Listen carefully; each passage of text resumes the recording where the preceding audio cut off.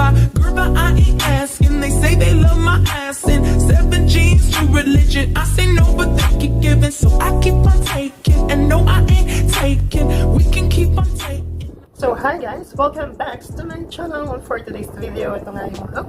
At yung ginamit natin is Detail Makeover Sunset Dream 15 colors eyeshadow. So ito is free lang from the Eyebrow Squad palette. So ito yon nung part 1.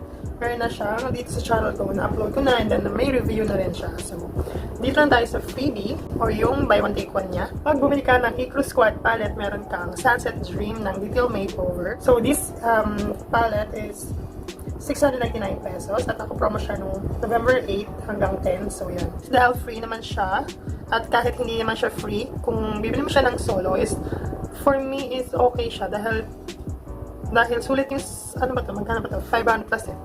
699, something gano'n. Itong Sunset Dream is, kung bibilin siya ng solo, is affordable or worth it dahil napaka-pigmented ng mga eyeshadows niya. Lalo na tong orange, and then yung Nostalgia, ay orange. Itong Blaze. So, ito yung mga ginamit ko. Itong Blaze. Itong Solar. Ito, 1, 2, 3, 4, 5, 6, 7. So, yun.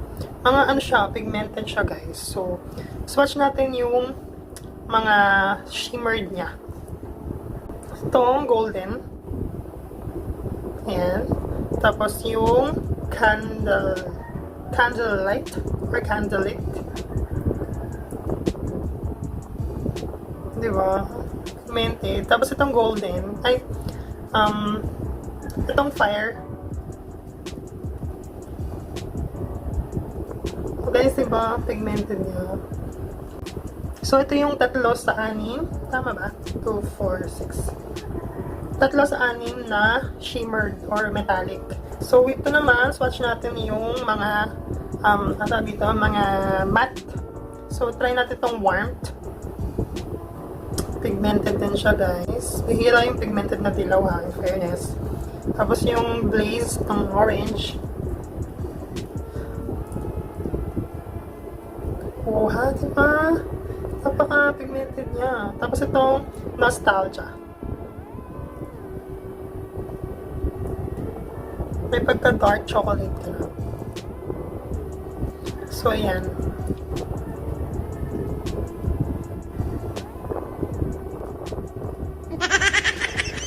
Yun, nung in-apply ko naman siya sa aking mata, is pigmented pa rin siya. And then, buildable, ang dali niyang i-blend. Tapos, ayun. Ayun, ang ganda niya. Pigmented talaga siya, guys. Tapos, hindi ako nagsisisi na pumili ako ng ganitong palette. Kahit free lang siya. Pero kahit solo naman siya, bibilin ko rin siya. Kasi worth it pala talaga siya. Napaka-pigmented niya, guys. So, ayun. Maski yung matte and then both shades. Matte and shimmered or metallic shades. Napaka-pigmented and buildable siya, guys. So, ayun. Nakita niyo naman sa, tutorial, yung ginawa ko kanina. So, ayun.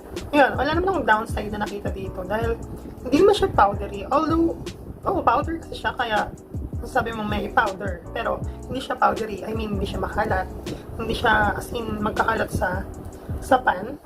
Hindi siya, malinis yung pan ko, in fairness.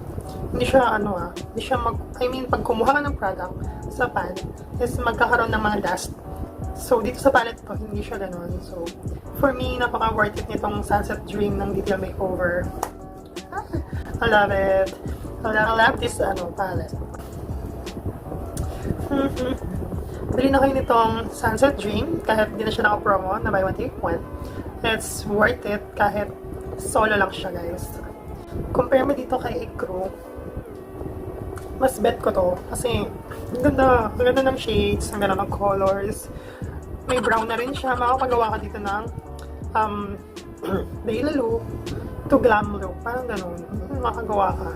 Kung nagustuhan niyo yung video na to, o kung nagustuhan niyo yung look na ginawa ko, please like and share. Kung hindi pa ka napag-subscribe sa aking channel, please click the subscribe button and click the notification bell para lagi kayo updated sa aking uploads. So, hanggang dito na lang guys. Magsa-selfie muna ako. Bye-bye!